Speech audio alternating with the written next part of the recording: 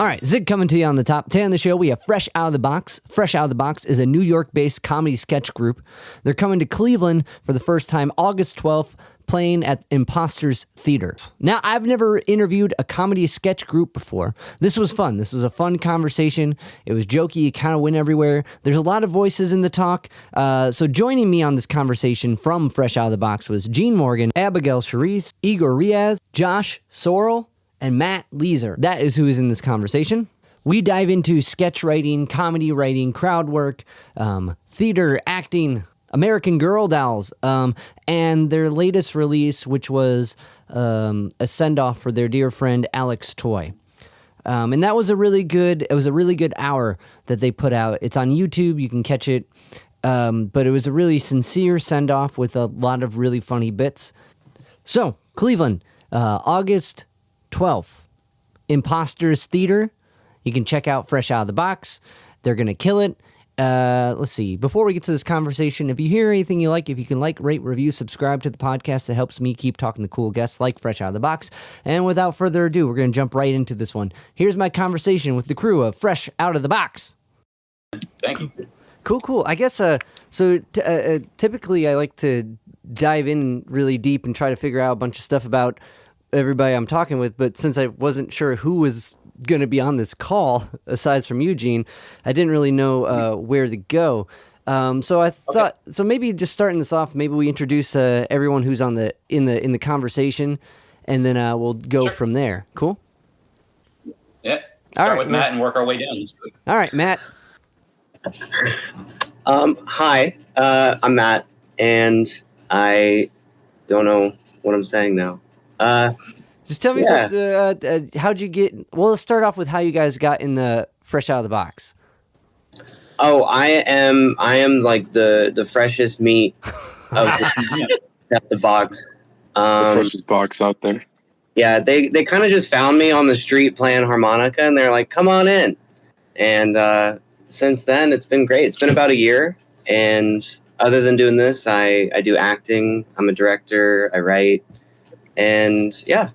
And busk with harmonica? And I do busk.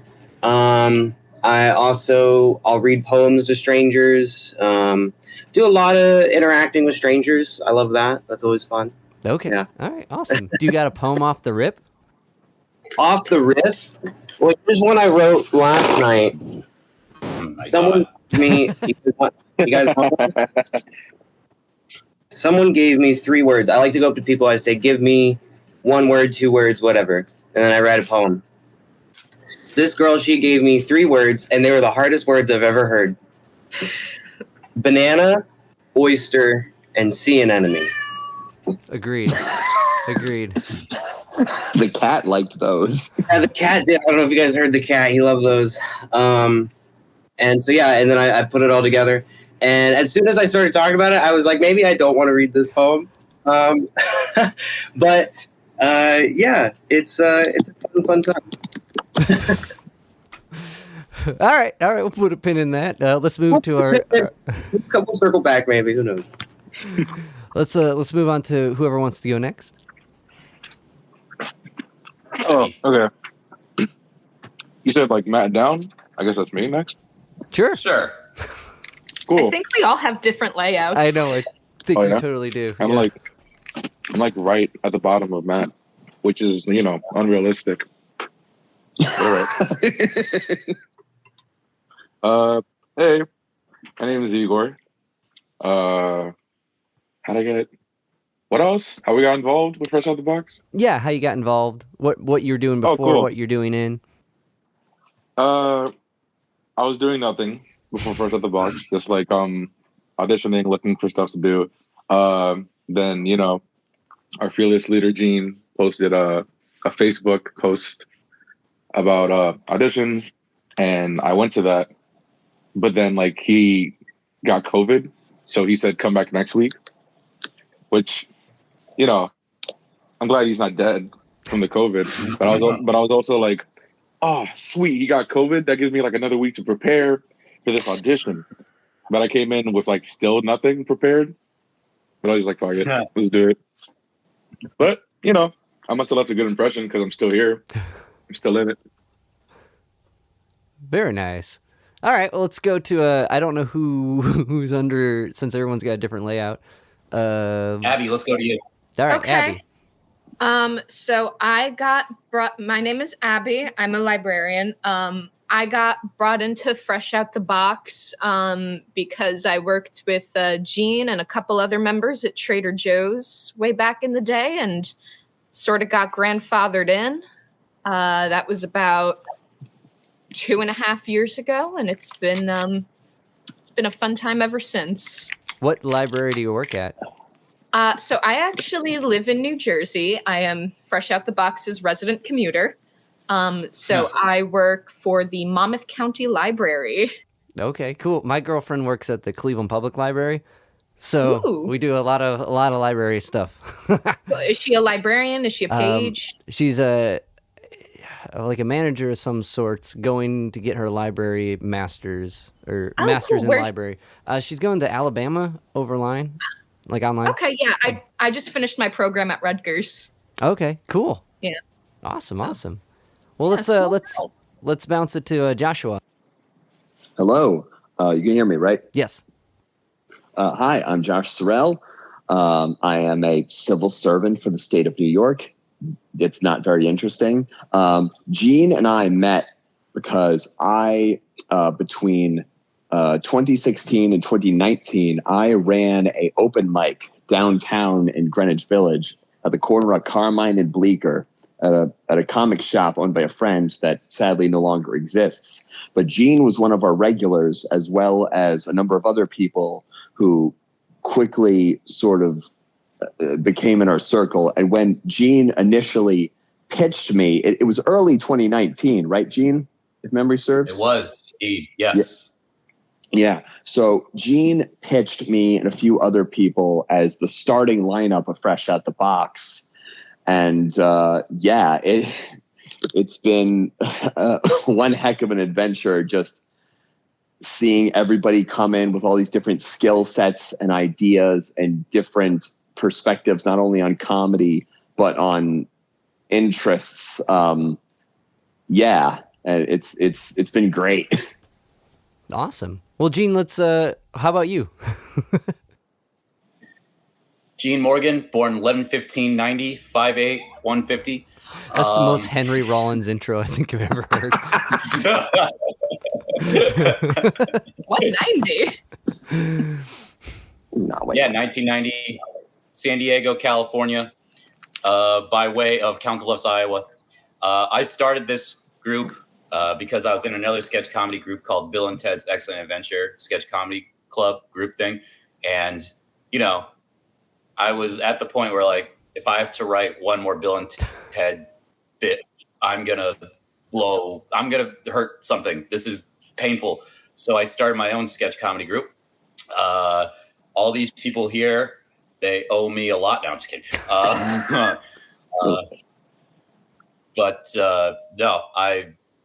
I started this, but I'm not the funniest. I just let them do what they can do. So, yeah. Well, I definitely think So humble. so humble. I definitely think to make anything work, you got to get everybody to work as a team, and it takes someone kind of organizing everything, and then as a group, everything, especially in like sketch comedy, brings everything out, and like everyone, even if you're not the strongest player, you're part of the team making everything work. I guess did you start with sketch comedy, or were you going for stand-up? Because I dove into a little bit of your stuff, and I saw some stand-up and some of the sketch. Did you start with one first? Yeah, I started with stand-up comedy. I still do stand-up comedy, but sketch comedy is way friendlier. Like stand-up, like you're alone on stage, and like that's not fun for me. That's never been fun for me ever. Like I love sharing a laugh. That's like I love playing in teams and stuff. Like this is way more fun than stand-up. I'm sorry. And I also think stand-up's kind of greedy. Yeah, we're going in on stand-up right now. Fuck stand-up. Yeah, but yes, stand-up, it's just a bunch of people who, you know what? No, it's fine. But I love No, man, let's hear it. You're just a bunch of people who are like, oh, sorry, I can of can't worms say over that. there. I can't say that. That's all stand-up is nowadays. Whereas sketch comedy, it's like, oh, we can totally say that. because we're a group. Not one of us is going to take the bullet. We're all going to take the bullet together. Members. Yeah. They can't cancel all of us. Yeah, they can't cancel all of us. Exactly. I was gonna say it's great being such a diverse group, because then like whichever joke it lands on, the person who represents that joke can be like, hey, it's fine, it's whatever. I'm cool. I wrote it. It's just like, stand behind me, guys. I got this bullet. Mm-hmm. Yeah. We're like the Mao United Nations of sketch comedy groups, bro. We have no idea. Can I be Ireland? We got them all. We got, No. We got Israel by Josh Sorell. No. Do not bring me into that. Dude, no. In today's climate. Oh, I'm sorry. See what I mean? Don't single me out. Another person to take a bullet. And today's my time. It's clearly it's a team effort. Like 100%. 100%. And if I could be serious here for a moment, I'm always impressed by all these guys' writing. Like I'm good, but they're great. So I love reading their shit. They're amazing writers. So Love you, Gene. For the last maybe the last year or so, I've been reading a lot of. It's weird to say. I've been reading a lot of writing, books on writing, like books on how to write, like songwriting, poetry writing, just like creative writing. Trying to get I was never good at writing as a kid, and through school I was never a good writer. So as an adult, I'm trying to learn how to do that right, and just it's because I'm fascinated and super inspired by good writers, And so the whole last year I've been reading like all these books on writing.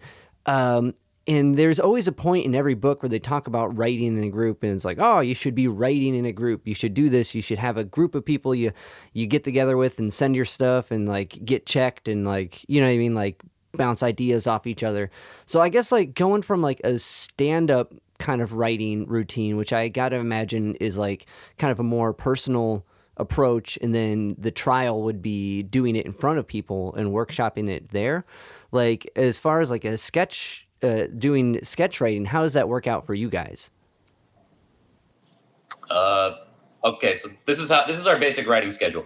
We come in with nothing, with really bad ideas, literally the worst ideas ever, and then somehow we mold it and we make it into a sketch. It's the greatest process ever to watch.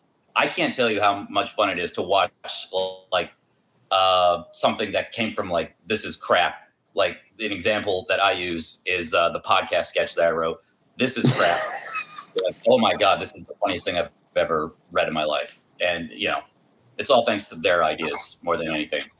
So is it bringing in just the bit, the punchline, the idea, is it what is brought up, or is it just an idea? People with Usually, umbrellas are weird. You know what I mean? I don't know. It's kind of a mix of usually we all scatter to the wind, and then when we come back, we have things written out, and we kind of throw it into the group, and we all read it. And after each one, we give out suggestions and things that could be funnier, who could play what. I think this worked. I think that didn't work. And I think interspersed within those, we come up with bits for things that are completely unrelated. And then someone's like, "Oh, that's a sketch right there," and then we scatter to the wind again. Come back the next rehearsal. I was like, "Hey, here's a script about that stupid joke we made last week." It's so much fucking fun. I love it. Yeah, and it's so good. Can I talk? Yeah, yes. no. Of course, women can speak. Go ahead. Speaking to how as a group effort, we do kind of give each other input of being maybe not this joke, maybe not that joke. Because while they can't cancel all of us, I mean, just start a new sketch group. We'll be box out the fresh, okay? Yeah, but there was one sketch that I wrote where the ending joke, it was just insensitive. Oh, and I remember that. Yeah, my Sarah McLachlan joke where I made a joke about sudden infant death syndrome at the end. Basically, the premise was Sarah McLachlan is doing The Arms of an Angel, but she's raising awareness for adults suffering childhood ailments like ear infections and chicken pox. And then the big kicker at the end originally was sudden infant death syndrome. And everyone was like, you can't joke about that. And so for a couple rehearsals, I was changing it around. And then one night we were all just like talking at the bar after rehearsal. And I was like, wait, I know a childhood ailment that an adult could suffer that's funny and not insensitive. Shitting your pants. And it took a minute, but eventually the group helped to get me there. But yeah, sometimes We get there. holding your friend's hand and leading them to making someone shit their pants. That's awesome, though. I think.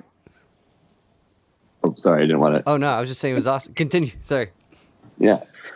It's kind of like what Abby and Igor said. It's, we all have different fascinations and different lives. And sometimes with me, I'll go weeks without an idea for a sketch. And often I kind of almost have to have like a Zen mindset where I'll be just out in the world thinking of nothing.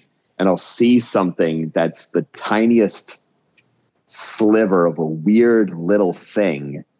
And at least with me, sometimes I have to take a step back and be like, this is weird. Why is this weird? And sometimes you have to fiddle with it, and depending on whatever angle you come at, whether it's something about wordplay or something that's like morally weird about something, or something that in some other way is confusing, because it's 2024. Everything is confusing and weird. And what's great about bringing ideas into this group, and especially for editing my ideas, people would be like, Josh, no one knows what that is. Stop trying to throw in references to 500-year-old books. No one has read those. Like, stop doing that. Josh, your sketches, you'll just be like, this is just like a deep cut Dostoevsky reference, but I think the audience is smart enough to get it. And we're just like, no. You would have to go to like the third reference to that. Like, who referenced that in Marvel movies or something? Like the 30th like degree of it. Like, make that land. It's so humbling, because I was like, I feel like you come out of the world and you're like, I know a decent amount of things. And then Josh was like, yeah, this joke is about the third Dead Sea Scroll I wrote on my pilgrimage back to the West Village. That's what this joke's about. It's a bit obscure, but you guys know about the third Dead Sea Scroll, right?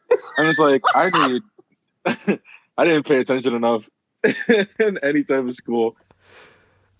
Third Dead Sea Scroll.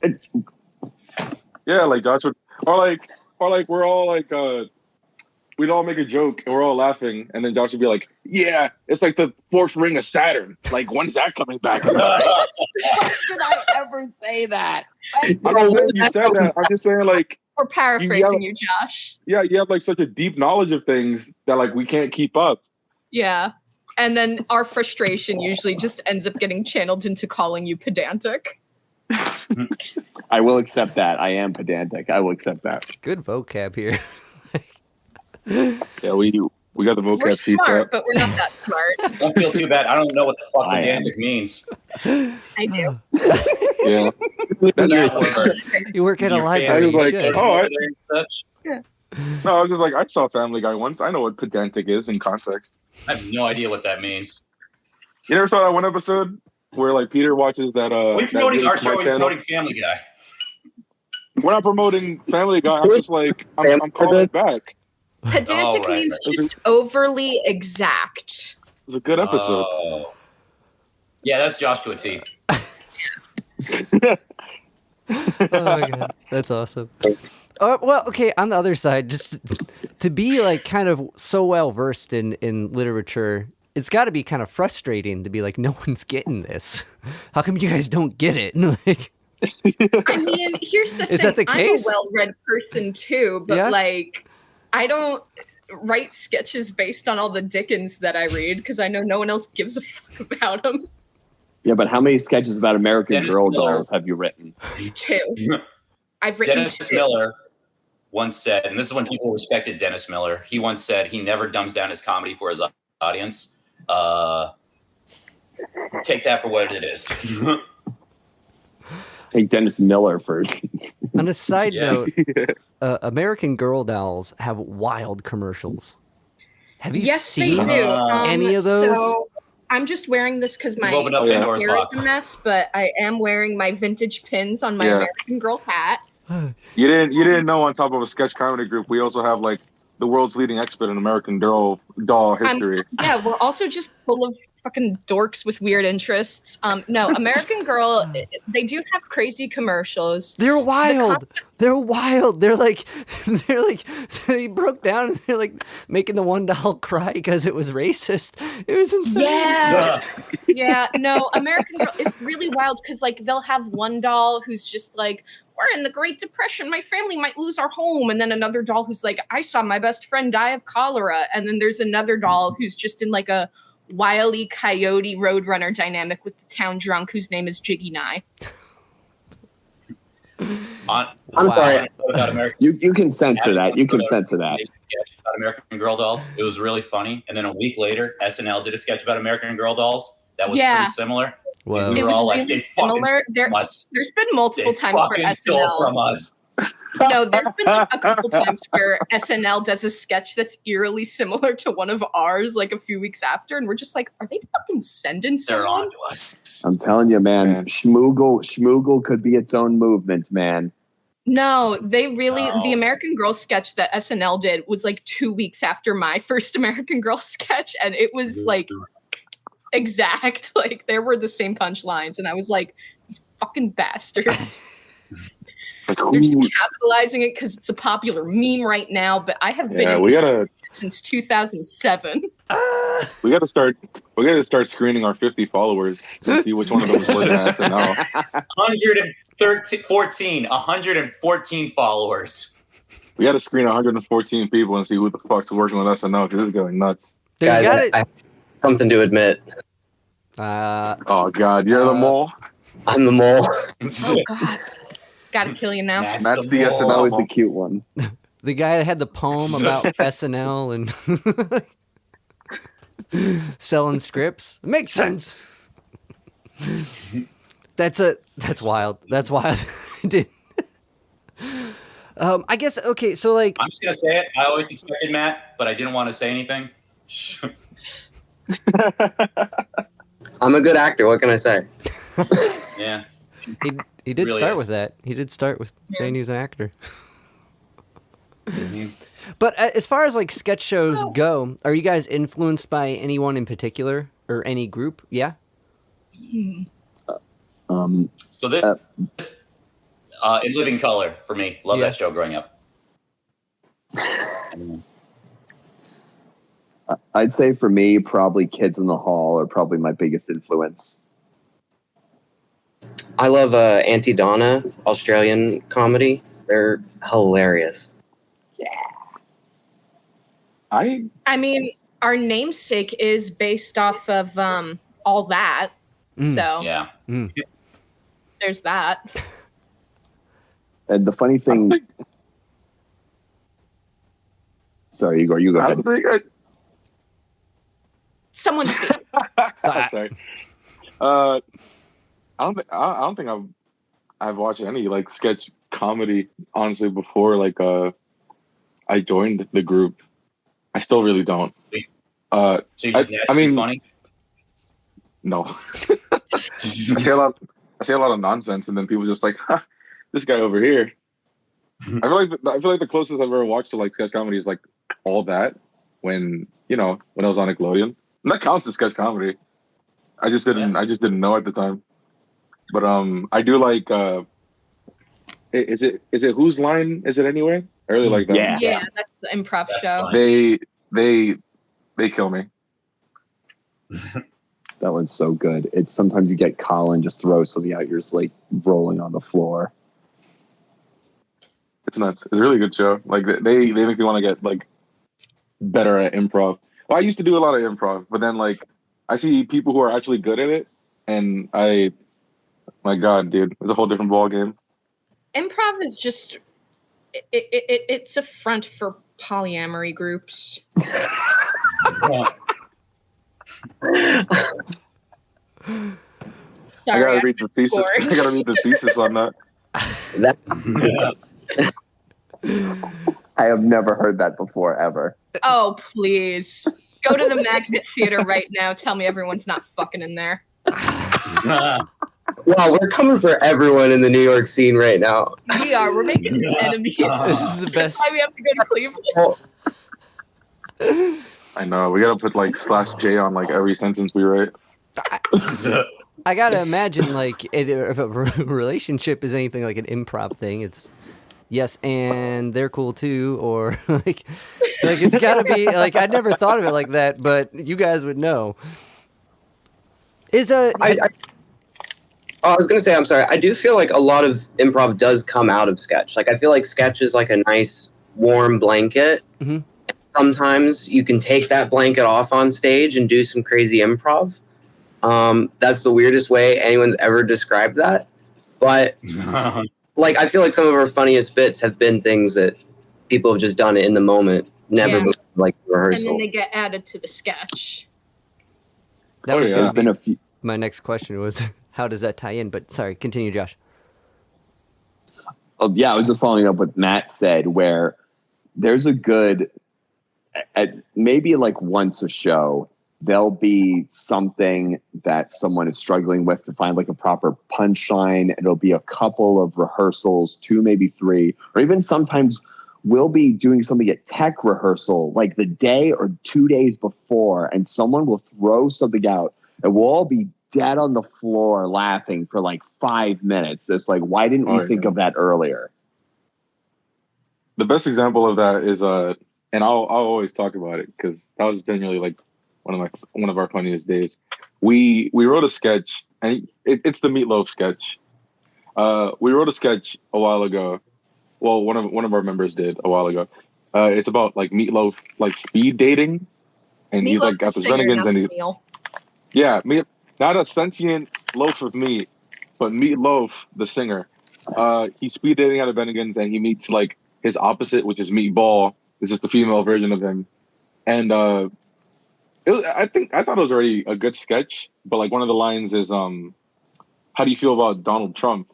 And you know, the actor who was doing it at the time, Alexander Toy, he goes, "Damn, I love the guy.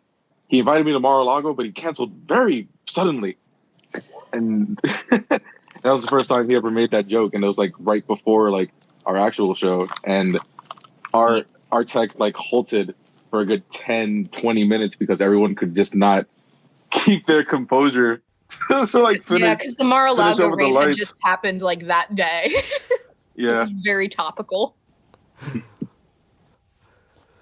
Well, I was gonna say because like kind of like in the sense of like jazz or the sense of like any like kind of like form that has structure, they're like and I can only kind of relate this to music because that's the background I'm coming from. Like you have a structure that provides a basis to jump off at, and then there's a part in which where you can freely flow and then return back to the structure, and like and it's the doing of that in like a way that seems like there is intention that only happened in the moment, which really lands. And like with that, like that little bit right there with the Meatloaf sketch, that seems like that to a T. But it's weird. That only happens when you don't think about it, you know? At least that's for me. I find that like the best kind of improv-based things happen on accident or happen because you've done something before and it just falls out at the right time when you're not trying to do it. Have you guys had a similar experience with improv that has worked out for a benefit or I guess what's another way to put it? Improv that was correctly applied? I got one story.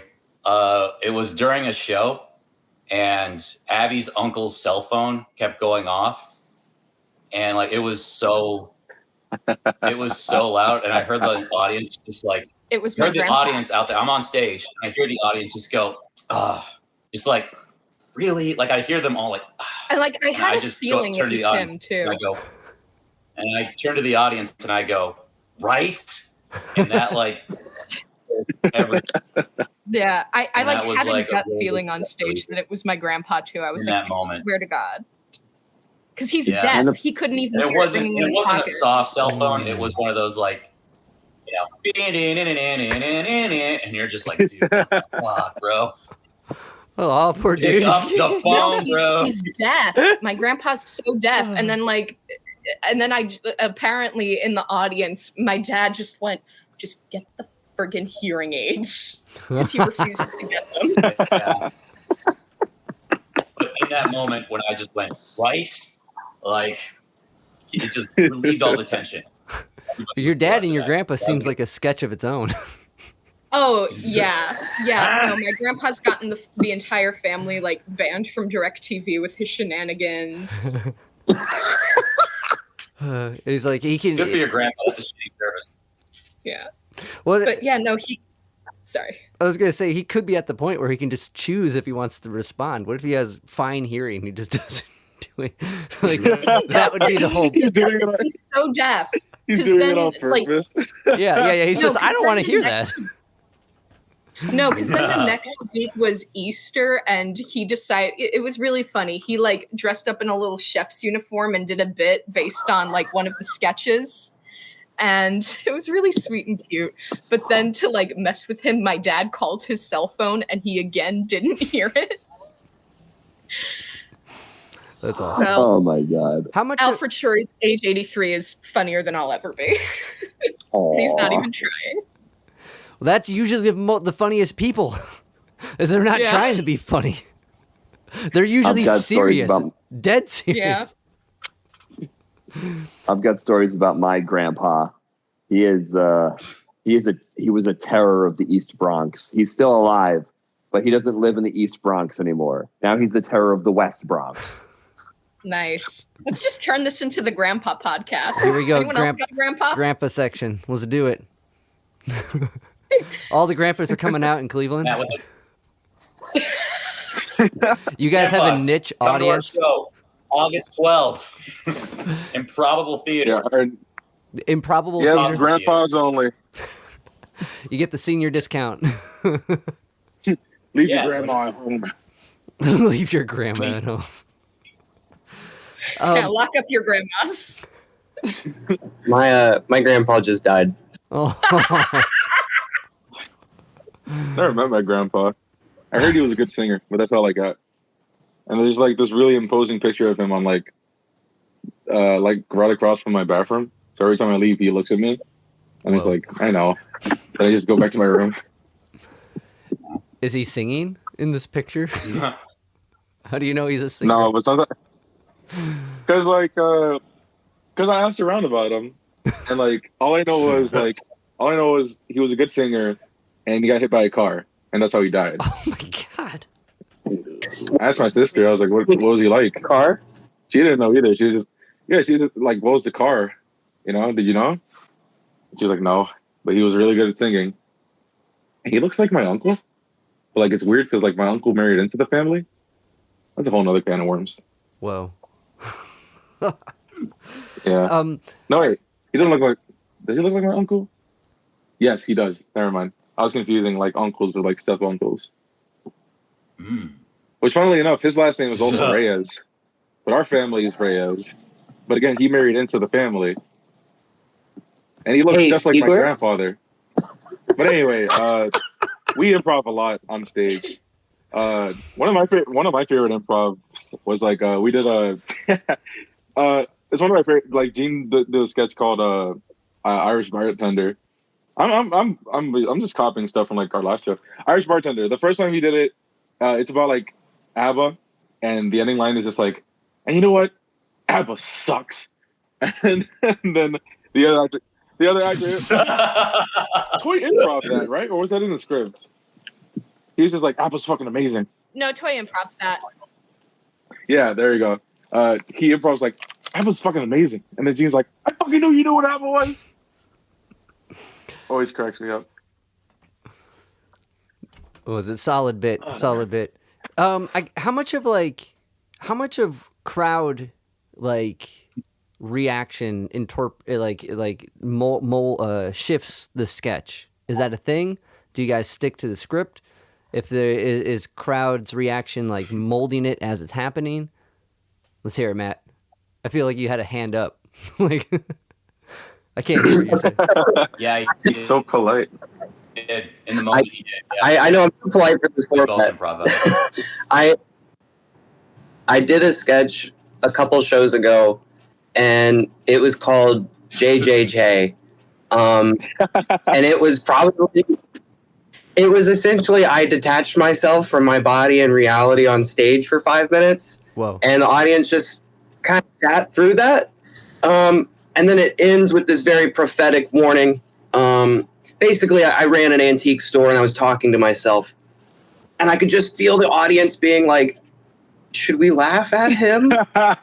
Or with him? And 100%. that was, yeah.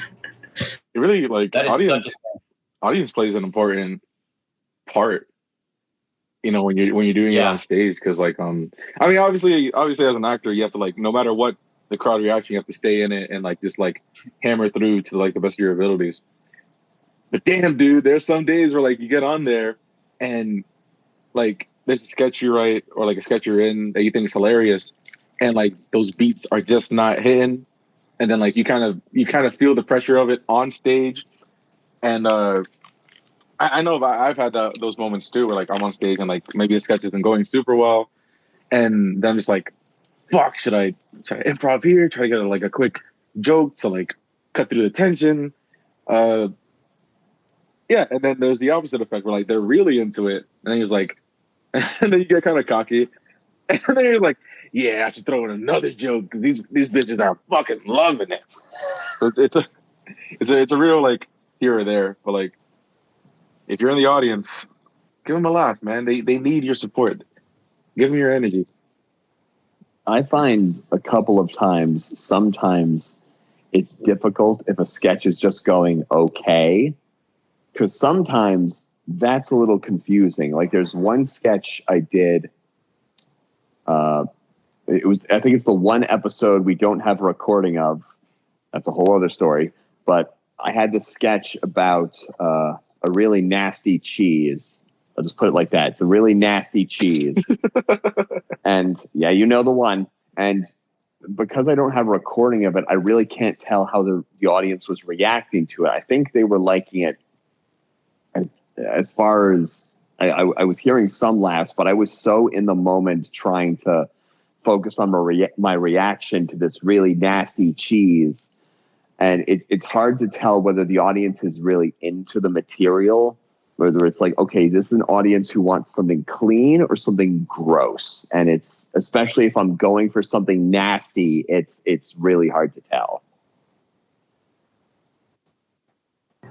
And I think it's so like true with like staying in the moment, and trying like not to think of what the audience is thinking, but also like it's there with you. Like I always imagine it's kind of like you're trying to fly a plane, but it's one of those planes where you have to like hold on, like, like that, like an old timey one. And it's all made of duct tape, and you kind of get like cues from the audience, you get cues from your people on stage. And you're thinking about everything at once, but also nothing at all, and it's beautiful like that. It's very zen. Yeah.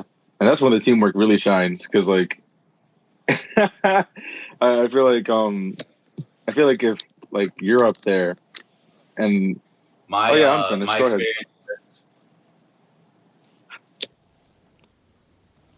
Go ahead, Gene. Gene was saying something. Someone. Anyway, well, I think all that was well said. Okay. I think all that was well said. Because I had a weird experience yesterday. A friend of mine is in a barbershop quartet, and they had the International Barbershop Quartet competition and they're from New York actually. And they had the International Barbershop Quartet. Yeah, it was amazing. The musicality of it was incredible, but and I thought when I went to this thing, I was like, okay, it's going to be like a convention center room with maybe 30 chairs and a couple judges up front, you know what I mean? But it was not. It was this huge stadium that was packed. It was insane. Wow. I know. And I was like, what? So me and my girlfriend it was her friend. We went to go support him, and like we're there, and we're like, oh my God, like just like losing it because this many people care about barbershop. Like, that's insane.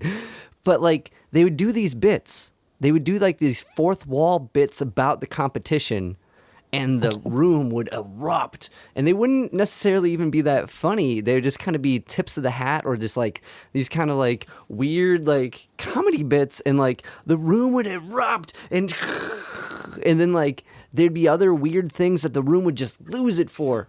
And we were kind of like people watching at one point, trying to like learn the crowd. You know what I mean?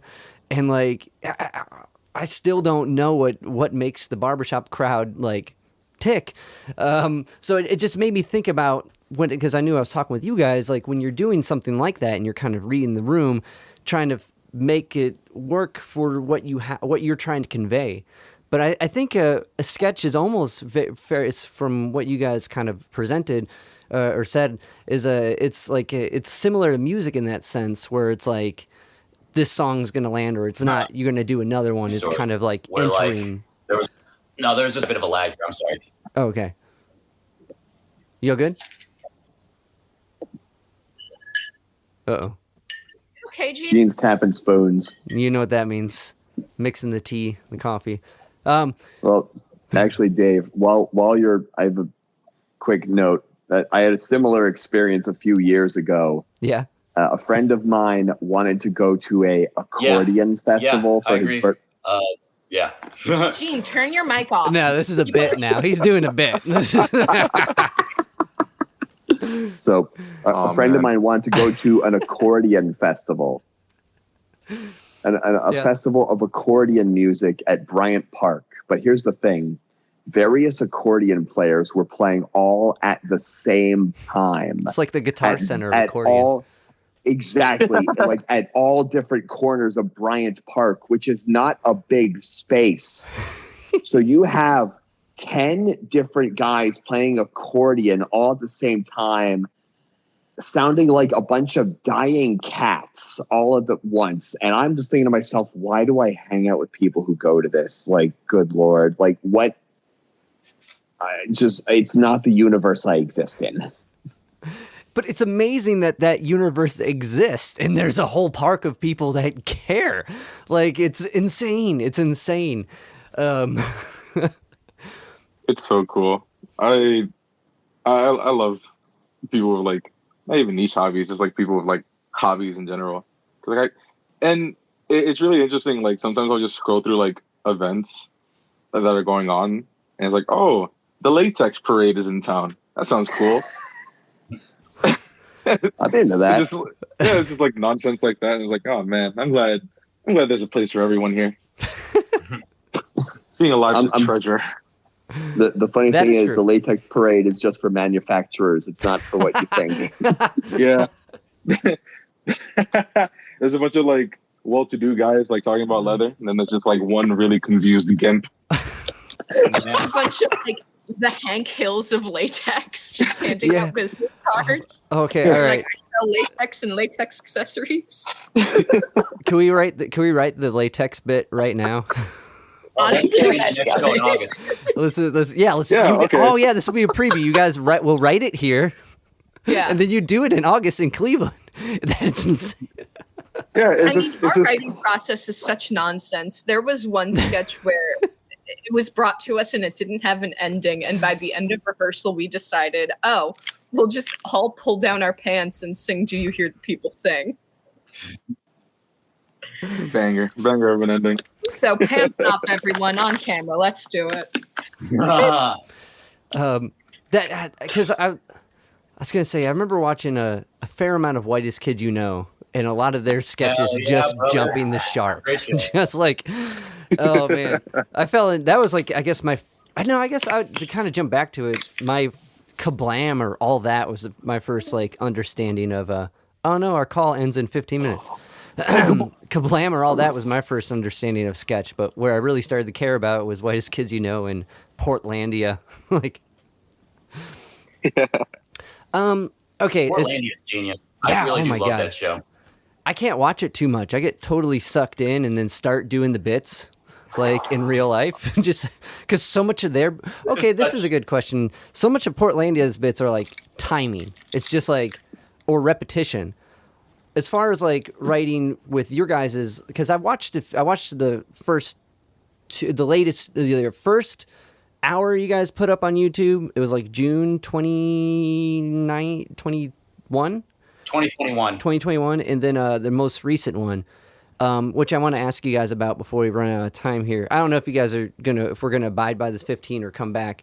It's really up to you guys. But how much of it do you feel is repetition and timing? Because I know there's that comedy rule of 3. If you nail it 3 times, do you guys find that with your writing, or do you find that with improv on stage or with sketch development? I find that it's a good rule to try to follow by, but I mean, to quote, I don't even know who, but you live by the rules, but you don't die by the rules. So there are some times where if you really can't find a third thing, and even bringing it to the group to improv a third thing, if it's just not happening, 2 is fine. 2 is fine. Yeah. But yeah, I mean, there are definitely good rules to follow. Timing is timing isn't something you can really write. Timing is something that is very much up to the performers who are working with the materials. And it's funny because we have redone sketches before, and even just different performers doing the same roles, they just the littlest changes can make a big impact on the jokes and the punchline. And that really just comes from performers and the decisions that they make. So I mean, writing is a big part of it, but let's also not discredit the people who say the words that we write, because otherwise they just stay on a page. It's very similar, if especially if you're asking about the most recent show. A good example is the Snailed sketch with me and Gene. And the first time we ran it, the roles were opposite. He was the angry guy and I was the straight man. And then we ran it one more time and Gene was like, no, we need to switch this. And it's sometimes knowing what tools you have, and sort of where you can get the most energy. And when I'm doing mine, I try to aim for short and sweet. I try to go for under 5 minutes, at least these days. When I started off, I was having 6-7 page sketches. I was like, no, this is way too many. And I tried to aim to cut it down to 4, maybe 5 pages, because if you want to improv, in between stuff, you can always add more. But it's there's no way I'm going to write an 8-minute sketch and still think it's digestible. No, that makes. I like to. Oh, sorry. I was just going to say I like to follow by the rules a bit too. I don't think I'm a traditional writer or anything, because I hate writing and it kills me. But yeah, sometimes the comedy of 3 rules. I agree with Abby, whereas if you just have 2 and a third doesn't work out, it's just going to be a 2. But sometimes I really like to push myself to find that third, because I feel some of my funniest bits have been under that pressure to find a third thing to say. Yeah, most of my writing is just having the one joke and then lamenting about how I'm gonna stretch it out into a 3-page sketch with 3 beats in it. But that's all I have. No, I think those are all wise insights, because it's interesting. It's interesting coming from writing music and trying to understand that whole form where it's a really short thing. You have these kind of blocked things. There's a formula to it that's you can totally you can totally not use it, and it's a completely different thing. But these guidelines kind of help build that narrative. And I've just never gotten to pick the minds of sketch writers or comedians like this. So this is really cool. Yeah, I like to think that the rules are the skeleton, and you just got to put the meat on it. And that's how I kind of like feel about like when we write something and we bring it into rehearsal. You know what I mean? Mm-hmm. I like to think that like I made the skeleton, I brought it in, and we all started putting meat on it, and now it's a thing. And the improv or extra jokes that we put in are just like tattoos and piercings and accessories we put on the body of it. I mean, I like that. It's like the cake metaphor, but different. Like, I kind of think of it like I'm making a playground, and the playground is sort of for all my friends to have fun in and find where the most fun is. Sometimes it'll be like the sandbox. Nah, man, the jungle gym is where it's at. Or instead of a jungle gym, it's a instead of a jungle whim, it's a bunch of wordplay about the John Wick movies. that was a funny bit too. I liked it. Thank you. Okay, I want to ask you. So if we do get this shut off, do you guys mind hopping back on for another thing to kind of like wrap it? Cool. Yeah. I wanted to ask about your guys' last show you uploaded, which was the first one I watched, and I was like, holy shit, this is heavy as fuck. But also, like, Sorry, someone died. Yeah, no, it's not but a good intro to our group, honestly. No, I thought it was. I thought it was a beautiful intro to your guys as a group because it shows how much it means to you guys and how much you care for each other, and like how much like. Because here in Ohio, I wear a lot of different hats, and I know all you guys do too, doing any creative outlet, right? So, like, one of mine is being an open mic night host, right? And just you have this community, so you build this thing for other people, and people that come and support that and bring it out, or what make it worth it, right? If people aren't coming here to utilize what you're doing, why are you doing it? So in a group like what you guys have, it's super, it's a super communal thing. So when I watched that, I was like, oh my God, this is beautiful. And the bits were funny. And like, and it was a really beautiful intro to you guys. And like, I think the whole thing with the toy deck and, let me get this straight. It was Alex Toy, correct? Yeah. Okay. Yes. I know someone named, Alexander Toy, who's a drummer. And like I don't know, so I didn't want to say the wrong name, but I totally put it out there. What band? I don't know if he plays in a band. He's just a drum guy. Like I think, or he plays in some Irish like. Oh my God. What? Wow, good, and he's Irish. Huh? Oh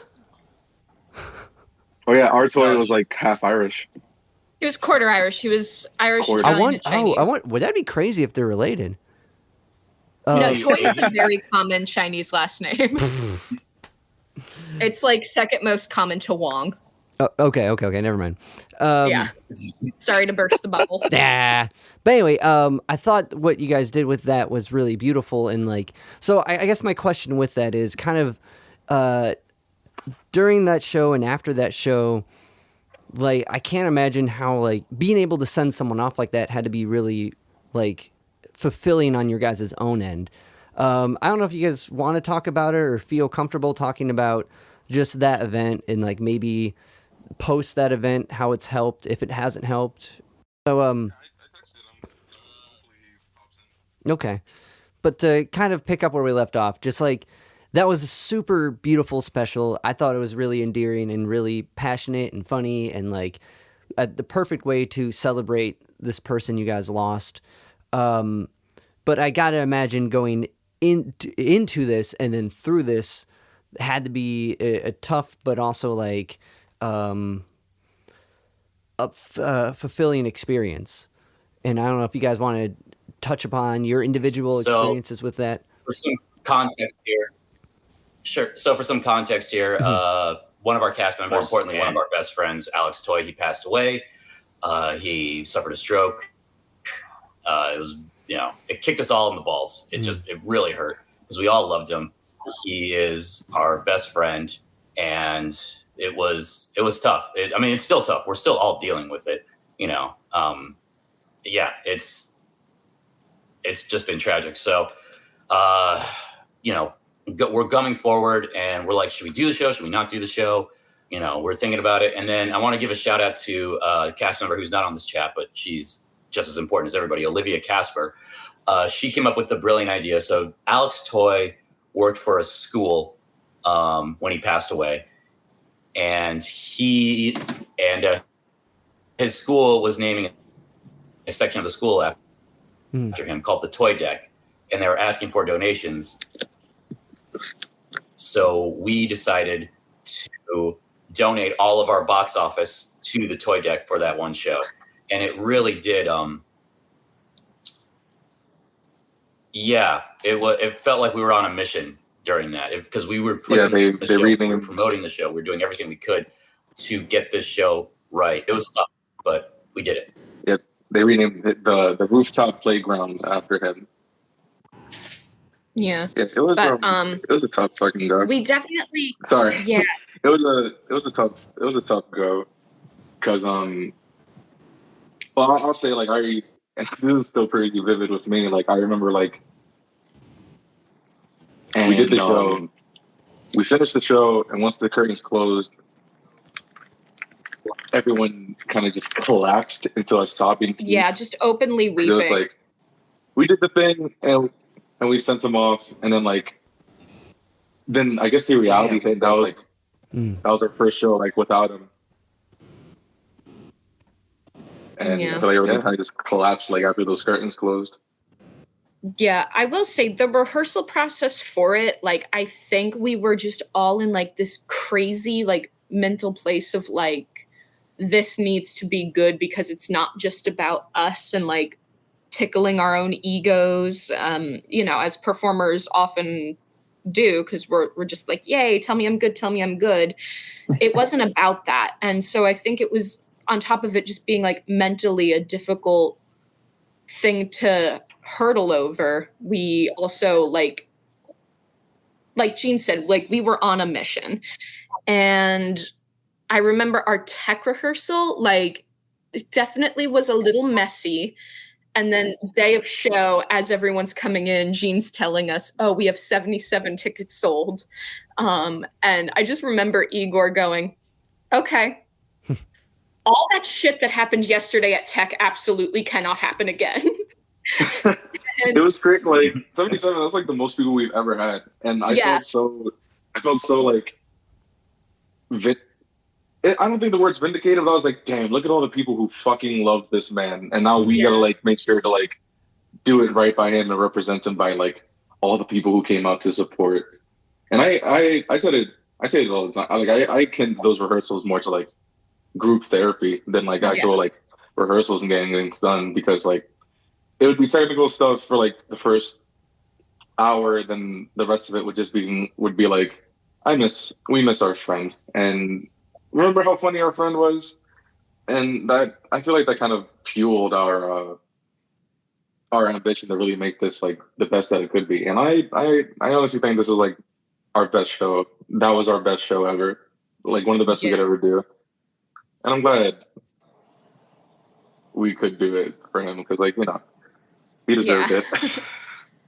It was definitely, at least the way I experienced it, surreal would be a word I would use. And I took a considerable amount of time thinking about what I would say, because initially it was going to be about other sketches I wanted to do with him.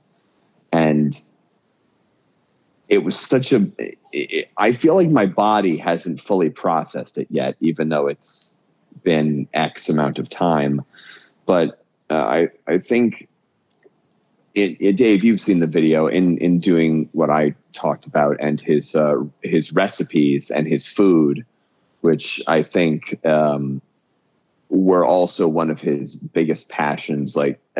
And it struck me in talking about all his, not just his cooking, but all his passions, and how much he made all of us feel like he was our best friend. And I just had this strange feeling was he a literal sorcerer? Was he an actual wizard?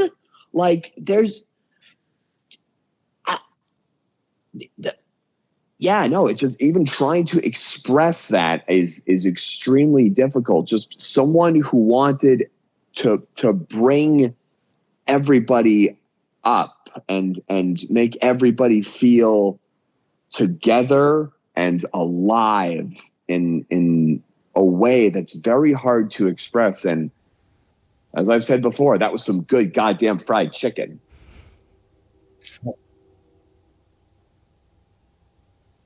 Yeah, I mean, Yeah. definitely, like, he brought magic into the room with him. There's no other way to put that. Yeah, that's why it's so hard to describe. Yeah. So, but yeah, no, it was. You would have loved him, by the way. I mean, You would have loved that's him. true for everyone. Everyone would have loved him. But no, it was an incredibly rewarding show to do. I mean, I've been doing shit on stage since I was like 8 years old. This past show was easily the best thing I've ever put on stage. Yeah, I can't stop watching the before we like posted it on YouTube because he had access to all the socials, so it was like it's kind of like hell and a half to try to get into all that stuff. But yeah, like I was editing the video, like getting the audio synced up and like doing some extra stuff, and I genuinely I couldn't stop watching, and like to stroke everyone's ego a bit because they deserve it. I just everyone was just like so amazing, and like, man, I don't know. I was sitting there like watching the video, like editing it, like going through like everyone's like speeches and like the comedy and everything. Like man, there's just like a glow to everyone. And there's a part in the show which cracks me up. It's Meatloaf, like right at the end. My wig came off, and and a part of me is just like, that's definitely like his spirit, like peeling it off. Being like, you don't need a wig. Like you don't need a wig. You already have the hair for it. Like what are you doing? No, because that wig was pinned to your hair, so the fact that it fell off, that was divine intervention. Super secure. I shook my head like crazy, making sure it was. And like the one time I flip it, it just like it literally looks like somebody's like going there and just like stealing the strand and like putting it all off. And I was like, this is amazing. And just like a brief 5-minute silence of laughter. It was it's great.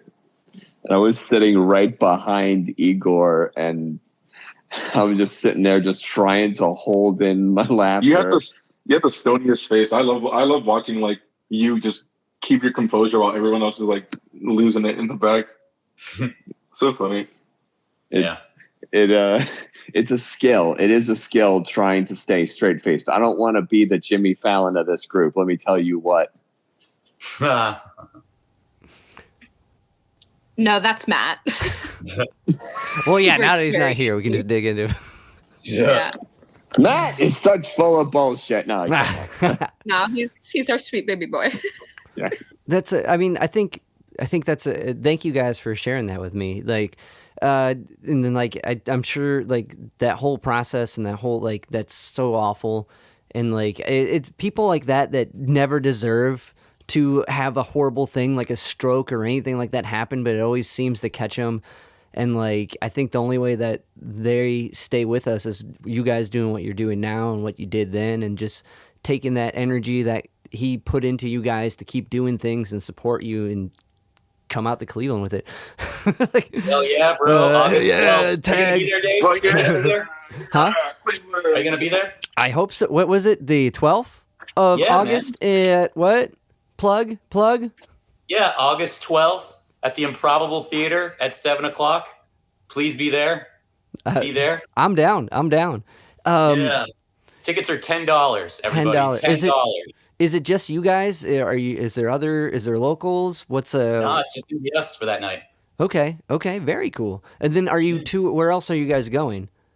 Oh my God, thank you for asking. We will be at the Harrisburg Improv on August 10th. Then Cleveland, August 12th at the Improbable Theater. On August 12th, we'll be at the Improbable Theater. August 14th, we're going to be at the Blue Bird Bar in Baltimore, Maryland. And then August 16th, we're going to be at Ursula's Cafe in Roanoke, Virginia. So yeah, please come out. Please support this tour. This means the world to us. We're fucking hilarious. We deserve to be seen. And you know what? Support us and take down SNL. Okay? They had Elon Musk on. Fuck them. So we got this. 100%. Destroy SNL. Destroy SNL. SNL. We're gonna do Friday Night Live. It happens before Saturday. Oh, Yeah. Wednesday Night Live. Wednesday Night This is a Live. joke, SNL. Um, Sunday. SNL's live execution. President by Fresh Out the Box. For legal purposes, this is a joke, but for real. but we're really coming for you. Look out. No joke. We're the I'm best still looking sketch forward to group go to in New York Cleveland City. because I was such a huge fan of the Drew Carey show growing up. And I'm like, dude, if it's even an eighth of what the Drew Carey show is, I'm going to fucking love this city. Are you hanging around Cleveland for more than a night? We'll be there from August, let's see, the 11th through the morning of the 13th. Okay. If you guys, I'm trying to think. I'm looking at July. 11th through the 13th.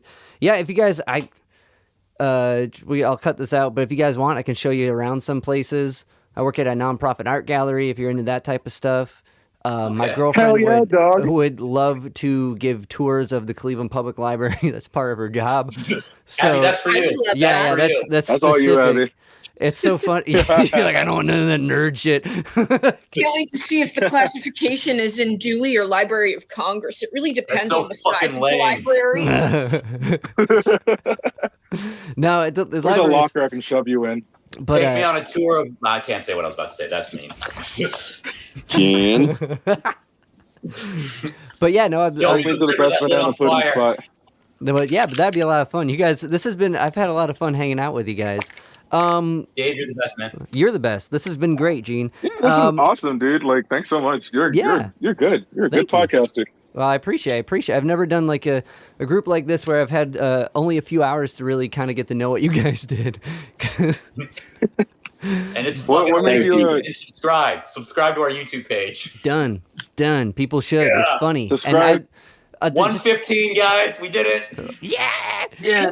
But Wait, Matt's trying to join now. He just texted me. I just saw it. Oh my god. that's all right. We can. Matt. I'll edit this and like make it smooth and get rid of all the bumps and stuff. Yeah, Thank Just, you, just Mix it in, Photoshop maybe this picture we on can the get bottom. his 2 cents Actually, you know what? about- Actually, one thing that let me get a picture of everybody. Like, let me do a Hold on, I'm screenshot shirtless. when when everyone's done taking a dump. But we'll do that. We'll let Matt talk about his experience, and then we'll get to that. One thing Sounds good. I'm playing. Okay, in August 14th. Oh, none In of you guys August are gonna. shit. August We're gonna be in shit. Baltimore. August 14th, I'm playing at in New York, in Brooklyn, at this venue called Owl, Our Lady. Are you familiar with this? Let me pull up that. Our Lady? It's Our Lady. What's her name? Late slip. We'll send the Fresh Out Our the Box Lady. members who couldn't go on tour to Yeah, go see you you. That would be losers. sweet. Those nerds that have to stay home and keep yeah. their day gigs. Well, Well, we'll send in a proxy. unfortunately, Our Wicked Lady. That's what it's called. Our Wicked Lady. Our Wicked Josh, you hear that? Ooh, I know that that sounds one. familiar. Is that a good Josh, spot? Josh go knows. support. Gene, you know for a fact I will not be in this country. You'll be there. When are you leaving for Scotland, bro? Like the day before you go to Ohio, I told you this. Oh, fucking, that's Gene, We'll Gene, find someone. are you still a mailman? what? He was Gene, you never a were a mailman. mailman? I was a mailman. I What heard are you some- talking Never Josh- met, man. Josh is. I Is watched- Gene stealing my creds? Is Gene stealing my creds as a mail clerk? Oh, are you talking about that That bit you thing that I did. did? Yeah, yeah. Bill and Ted's Excellent Adventure. I don't know if that was. I don't know what it was from. You were doing stand up, and there was a bit about being a mailman, and like you can just like do a bunch of shit and still be a mailman. That was the takeaway. Huh? Interesting. It was on your site. I'm going with what I got. You know, that's how much of a genius of a comedian I am. I have so many bits I don't even remember. All right. So You're many- welcome. Dave, can I ask, how did you find us, and what made you want to podcast us? I'm curious. well, Well, I Gene, found yeah, Gene reached out, and Oh, okay. I don't know, like with any of this, like, because I'm trying to do the same thing with music, is go out and meet people and play, and like anyone that reaches out to me, and maybe I'll cut this part out, I'm gonna say yes. Like, but it turns out that I'm like but you know what I mean? Because like if we're not here to support each other in what we're doing, why are we even doing it? You know what I mean? And like it just turned out that you guys were great, like, and I'm really happy about it. And you've been a lot of fun.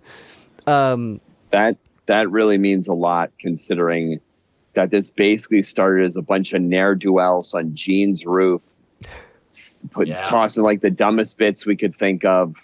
And look at us now. And now we're going to the Portland Comedy Festival in September.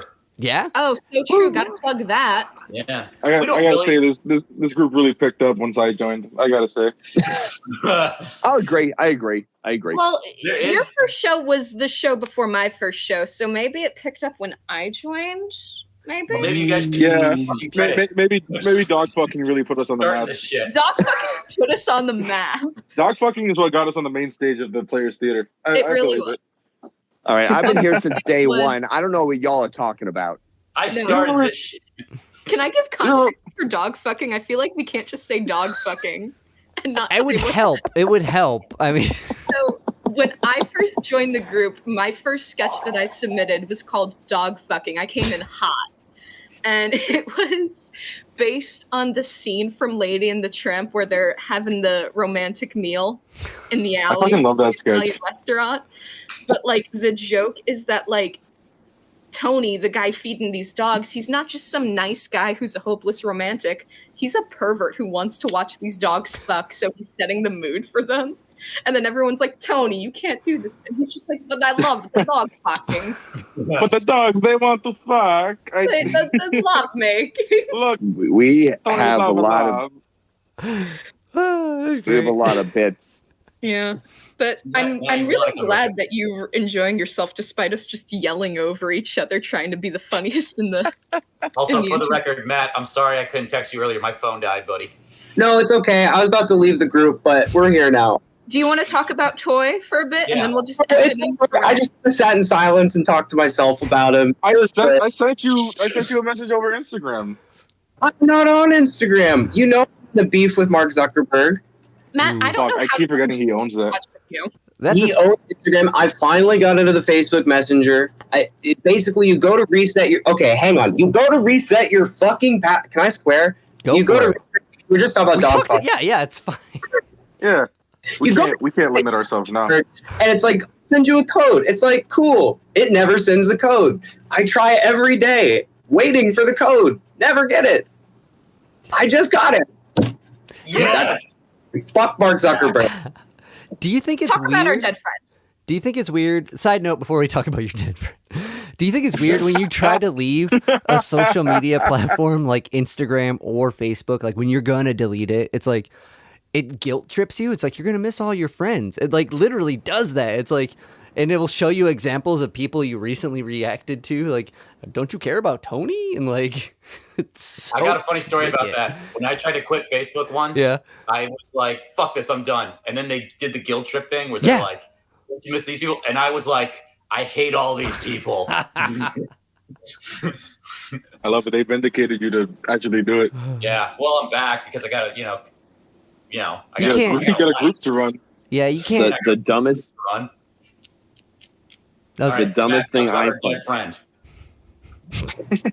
I hate that I just have to freeball this now. Talk about the show. Let's talk about the show. Talk about the show. It was a wonderful experience to be a part of. I was so grateful I got to come in and work with Toy for about a year.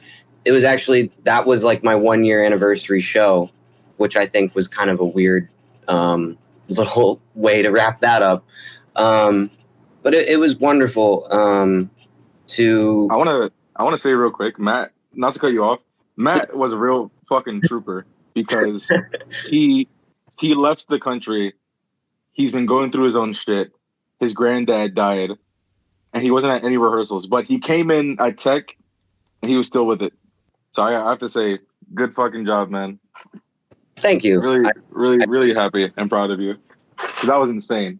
Like if if I don't even think I have like an inch of that fortitude going through all that nonsense and then just coming back to do a show. Goddamn. I one of the last things I remember talking with Alex about was I had told him the show that we were gonna do that got canceled. I was like, I don't know if I can be in the show right now. I'm going through it. I'm a little sad. I don't know. And he said, the best way to feel better is to go and do some comedy with your friends and just have a good time. And so I was at home and I was like, I need to come back and I need to do some comedy with my friends. I need a good laugh. And it was one hell of a way to send off everything, I think. Yeah. You can't top that. That's the closer. Definitely well said. I definitely like when you're doing something as a group, when you're coming together to celebrate someone and just work together to move a thing, to raise awareness to a thing, to build something up, to tear something, whatever it is, when it's done together as a group like that, there's a non-replaceable or non-capturable energy from anywhere else. And it's amazing, all like kind of going back to the barbershop thing, it's amazing all these weird communities that come together and like have this thing. And I think it's just that whatever that social bug we have in our brains is that we have to do, but it's so beneficial. And like I think that's a really like I said before, it's really beautiful what you guys did, and I'm glad it seems to have helped you guys in your own ways, and like I appreciate you sharing that with me. So thank you, man. Thanks, bud. Thank you. Thank you. A crew is always strongest together, and of this crew, Alex was our Long John Silver. Yarr! He led this mutinous You know what? gang End of on Matt. pirates. End on Matt. Just end on And, Matt. End on Matt. No more talking. All right, friends. Josh, Well- news alarm. You can't talk for 9 minutes. Yeah. One last time before we wrap this up, can you plug all of it, including the Portland Fest? Let me get the rundown of where you guys are going, what's coming Hold up. on. I'll Let's literally include our get all of it next show up. before tour on that too. All right. Right. So August- our next show. Oh wait, yeah, you're the leader. You should do it. Sorry. Yarg! All right. August 7th Yes. is our next Never mind. show. If you're going to plug it, don't lead with the question mark. August 7th is our next show. It's going to be at Hey. the Players Theater at 7 o'clock, regular place. And then August 10th, we hit the road. August 10th, we're going to be in Harrisburg, Pennsylvania at the Harrisburg Improv Theater at 6 o'clock. That's going to be great. That's August 10th. August 12th, we're going to be at the Improbable Theater in Cleveland, Ohio. That's at 7 o'clock. Please come. Improbable or imposters? Oh, sorry, Imposters. Sorry. Yeah, Sorry. Imposters Cut Theater. that. That's a little sus. Imposters Theater on August Shut up. Sus. 12th. August 12th. Go to Imposters Theater on August 12th. August 14th, we're going to be at the Blue Bar, Bluebird. the Blue Bar at Baltimore, Maryland. That's The August Bluebird. 14th. Bluebird. Thank you. Sorry, Bluebird. Oh my god. August 14th. And then August 16th, we're going to be at Ursula's Cafe in Roanoke, Virginia. And then September 8th, we're going to be playing the Portland Comedy Festival in Portland, Maine. Very good, very good. Well, thank you guys so much for hanging out with me. I really appreciate getting to talk and meet with all you guys. I'm looking forward to seeing you guys in August. Take care, friends. I'm at home. I know you're good. I have Thank you so much, Dave. Later. Thank Bye. you. Dave, nice meeting you, man. Nice to meet you too. Great meeting you, Dave. All right. Thank you. See yas. Thanks. Happy to Bye-bye. Zane.